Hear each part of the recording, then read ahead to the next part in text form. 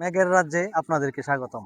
প্রিয় ভাই বোনেরা, ঐতিহ্যবাহী কোম্পানীগঞ্জ উপজেলার বুলাগঞ্জ সাদা পাথরের পর্যটন স্পট থেকে সকলকে স্বাগত জানাচ্ছি। আমি দেখতে পাচ্ছি যে মেঘের রাজ্যে ওই পারে ভারতের পাহাড়, আর দেখা যাচ্ছে ওই যে ওইখানে মেঘ, পাহাড়ের উপরে মেঘ, পাহাড়ের পাদপিঠে মেঘ। এই মেঘ ঘনিয়ে আস্তে আস্তে বাংলাদেশে এসে পানিতে পরিণত হয়েছে। বুলাগঞ্জ সাদা পাথরকে তো পর্যটন স্পটে দেশের প্রত্যন্ত অঞ্চল থেকে বিভিন্ন পর্যটকরা এসে ভিড় জমিয়েছে। আর বুড়াগঞ্জ সাদা পাথরটি একটি দৃষ্টিনন্দন পর্যটন স্পট। আপনারা এখানে এসে ভ্রমণ করুন এবং বুড়াগঞ্জ সাদা পাথরের পর্যটন স্পটকে জানুন। আমরা দেখতে পাচ্ছি বিভিন্ন রং বেরঙের কাপড় এবং দোকানিরা বিভিন্ন পণ্যের পসরা সাজিয়ে বসে আছে। ওই যে ওই দিকে যদি দেখানোর জন্য চেষ্টা করি, স্টোন ক্রাশার অর্থাৎ পাথর ভাঙানোর মেশিন।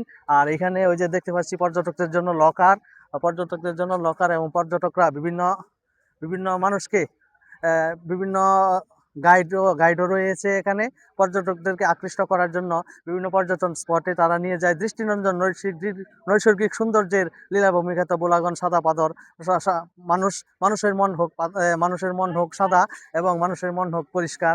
আসুন আমরা সবাই পর্যটকবাহী বিভিন্ন পর্যটন কেন্দ্র, পর্যটকবাহী বিভিন্ন টুরিস্টদের জন্য যথাযথ ব্যবস্থা করি। আর হচ্ছে বিভিন্ন রং বেরঙের বাংলাদেশের বিভিন্ন প্রত্যন্ত অঞ্চলে পর্যটন স্পট রয়েছে। আমরা প্রত্যেকটি দেশ ভ্রমণ করি এবং প্রত্যেকটি পর্যটন কেন্দ্র ভ্রমণ করি এবং নিজের জ্ঞানের পরিধিকে বিকশিত করি।